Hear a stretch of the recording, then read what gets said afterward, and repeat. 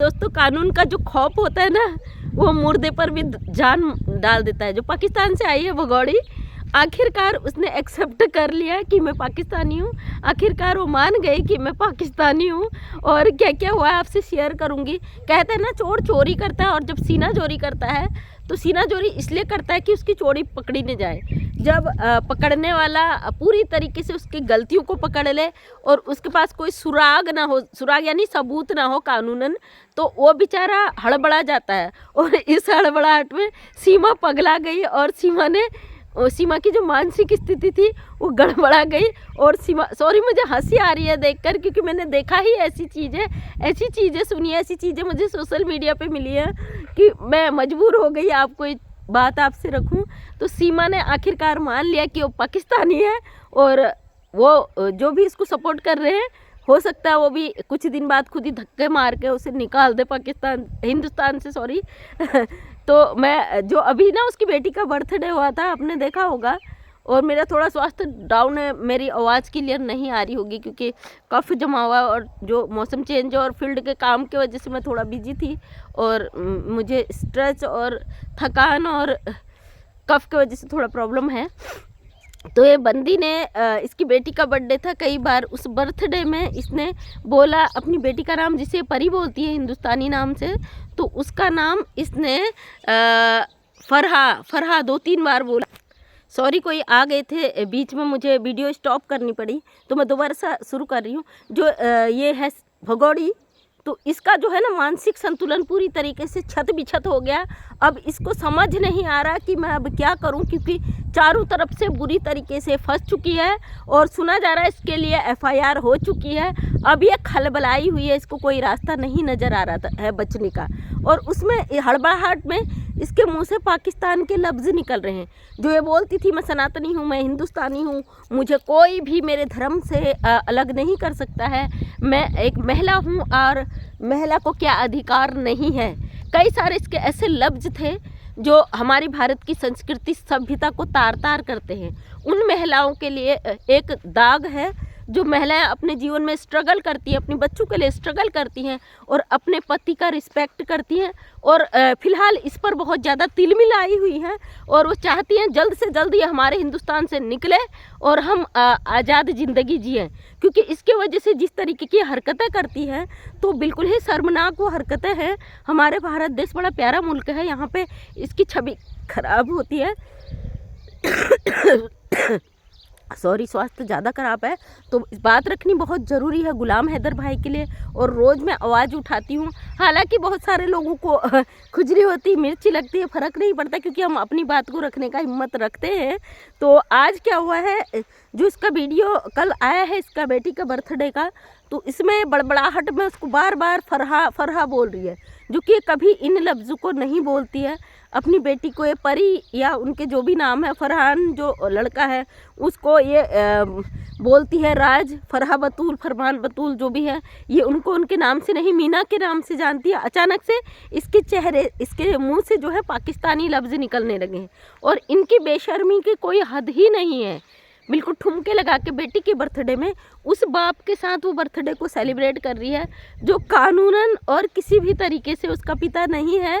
उसका पिता जो बायोलॉजिकल फादर है, इसका सोशल मीडिया पे ठुमके लगाने का, गलत चीज़ें दिखाने का एक ही मकसद है कि ये पाकिस्तान में बैठे उनके पिता को जलाने की कोशिश करती है, चिढ़ाने की कोशिश करती है।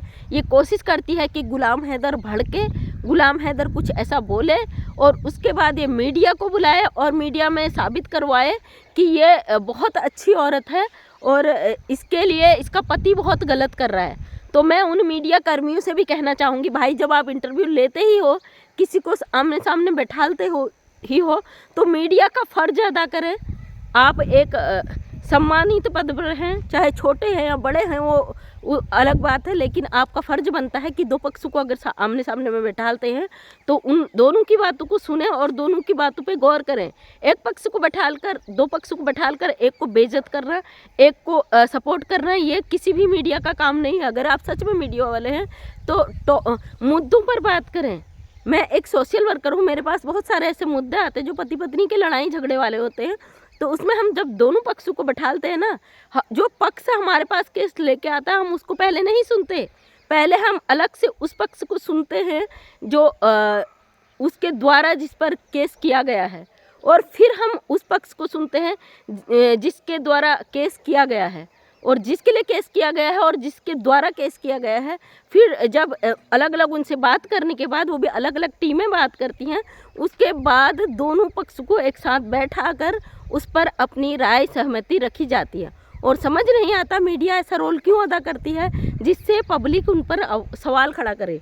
तो क्यों अपनी छवि को ख़राब करते हो, क्यों अपनी छवि को इतना दागदार बनाते हो। इतना सम्मानित पद है मीडिया का, तो आप क्यों उस पर सवाल खड़े करते हो। आपने जो अभी इंटरव्यू लिया, हम बिल्कुल खिलाफ हैं उसके, क्योंकि हैदर भाई बोलते रह गए कि इसको मारा गया है, उसके पास सबूत है। तो ये सवाल किया जा रहा था कि आज भी हैदर को अपनी पत्नी से प्यार है। सीमा जी, आज भी हैदर को आपकी चिंता है। ये क्या सवाल करने का विषय है? वो जो कर रही है यहाँ पे अश्लीलता, जो उसका पति नहीं है और हैदर से उसका तलाक नहीं गया हुआ है, उस मुद्दे पर कोई सवाल नहीं करता है। ये नहीं बोला जाता है सीमा से कि क्यों नहीं बच्चों को लाइव में लाया जाता, क्यों नहीं वो पिता से बात करवाई जाती है हैदर के। और ये हैदर के सामने क्यों कहती है अपने पिता को पहचानेंगे भी नहीं। 9 महीने से बच्चों को सामने नहीं लाया गया, बच्चों को मीडिया से दूर रखा गया, केवल बच्चों की वीडियो बना के डाली गई। फिलहाल जो फरहान था वो गुरुकुल में कहीं बाहर पढ़ रहा था, ये सुनाई में आ रहा है। और पता नहीं है कि वो गुरुकुल में सच में पढ़ रहा था या कहीं और छुपाया हुआ था, क्या रीज़न था ये हमें नहीं पता है। जो बातें आ रही है वो उससे यही पता चलता है कि वो गुरुकुल में कहीं पढ़ाई कर रहा था, और मीडिया आएगी उससे सवाल पूछेगी, सनातनी होने का एक और दावा किया जाएगा। मैं गुलाम हैदर भाई से इतना ही कहूँगी, अगर मीडिया इस तरीके के सवाल करती है तो आप ऐसी मीडिया पे बिल्कुल भी ना जाएं, क्योंकि आप कानूनी एक्शन ले चुके हो और कहा जा रहा है सीमा पे FIR हो चुकी है, तो आप कानून के सहारे से ही इस केस को लड़ें। बकाया हम लोग जो है इस पे आवाज़ उठा रहे हैं, हमेशा आवाज़ उठाएंगे, क्योंकि बहुत कोशिश की जा रही है हमारी आवाज़ को रोकने की। हम रोकने वाले नहीं हैं, हम किसी के फैसलों से नहीं डरते, हम किसी की धमकियों से नहीं डरते। जितना करना है जहर उगलना, उतना आप जहर उगलो, क्योंकि हम सच के साथ खड़े हैं, सच के लिए हमेशा खड़े रहेंगे। क्योंकि जो इस महिला ने अभी किया है सोशल मीडिया पर, बहुत ही शर्मिंदगी और गलत है। ये जो हमारे भारत देश में आके जिस तरीके के पहनावे करती, जिस तरीके की बदतमीजी करती, जिस तरीके के सोशल मीडिया पे करती है चीज़ें, और ये कहती है मुझे यह आज़ादी वहाँ नहीं मिलती। हमारे हिंदुस्तान में आज़ादी है महिलाओं को। अगर आज़ादी का मतलब इसका ये है, इस तरीके का है, इनलीगल किसी भी लड़के के साथ, छोटे लड़के के साथ रहना, और इनलीगल बिना शादी के किसी के परिवार के साथ रहना, जैसे कि लप्पू का परिवार ने इसे शरण दी है, तो उन माँ बाप को भी शर्म आनी चाहिए, उन माँ बाप के ऊपर भी कार्रवाई होनी चाहिए कि बिना शादी के आप दूसरे की पत्नी को कैसे लाके अपने घर में रख सकते हो। आपका पोता, आपका बेटा गलत कर रहा है तो आप क्या गलत में उससे साथ दोगे? किसी के 4 बच्चों को छीन कर वो आ गया है, आप पूरा परिवार मिलकर उसे सहारा दे रहे हो, सिर्फ यूट्यूब की कमाई के लिए, सिर्फ पैसे के लिए। इतने हद तक गिर जाते हो आप लोग। ये हमारे भारत देश के लोग हैं जो ऐसे विदेशी लोगों को यहाँ पे शरण दिए हुए हैं, गलत तरीके से शरण दिए सीमा हैदर को।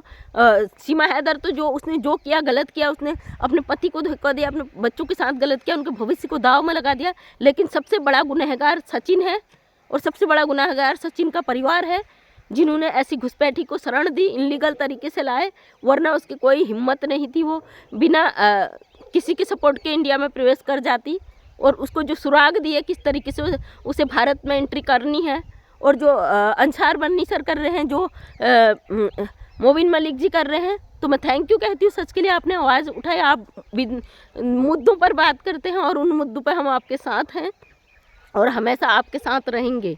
सीमा कितना ही कर ले, कितना ही दिखावा कर ले, कितना ही सनातनी बनने का ढोंग कर ले, क्योंकि पब्लिक जाग चुकी है, हर कोई जानता है ये यहाँ पे रहने के लिए एक दिखावा कर रही है। कोई भी कोर्ट, कोई भी कानून दिखावे पर फैसले नहीं करता है, और इमोशनली किसी की भावनाओं पर फैसले नहीं करता है। जैसा कि इसका कहना है, अगर मुझे भारत से जाना पड़े, मैं अपनी भी जान दे दूंगी, बच्चे भी मर जाएंगे। कई बार कह चुकी है सोशल मीडिया पे। इस चीज़ को देखा जाए, इस पर गौर किया जाए, क्योंकि हैदर के बच्चों की सुरक्षा का सवाल है। दूसरे मुल्क में बच्चे हैं, अगर कुछ भी उन बच्चों के साथ होता है, जैसे कि ओपनली बोलती है कि मैं अपने बच्चों के बिना मर जाऊंगी, बच्चे मेरे बिना मर जाएंगे, और कल के दिन अगर उन बच्चों के साथ कुछ अनहोनी होती है, उसका जिम्मेदार पूरा ये भारत को ठहराएगी, क्योंकि ये बहुत शातिर औरत है, ये कुछ भी गेम खेल सकती है। जो लोग सीमा हैदर को सपोर्ट कर रहे हैं वो हमारे देश के गद्दार हैं, खुलेआम कह रही हूँ, वो गद्दार हैं। और जो हैदर का जो कह रहे हैं कि हैदर को सपोर्ट करने वाले गद्दार हैं, तो उसके लिए हमें फ़र्क नहीं पड़ता, हम सच के साथ है, सच्चाई के साथ है। एक पिता के साथ गलत हुआ है, उसके लिए हम आवाज़ उठा रहे हैं। आप भौंकते रहिए, हमें फ़र्क नहीं पड़ता है। फ़िलहाल मेरी तबीयत सही नहीं है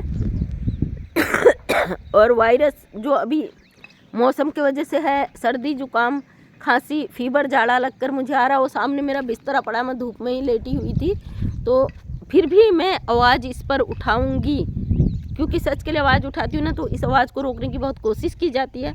हम तब तक नहीं रुकते हैं जब तक हम खुद नहीं चाहते कि हमें नहीं बोलना चाहिए, तब तक हम नहीं रुकते।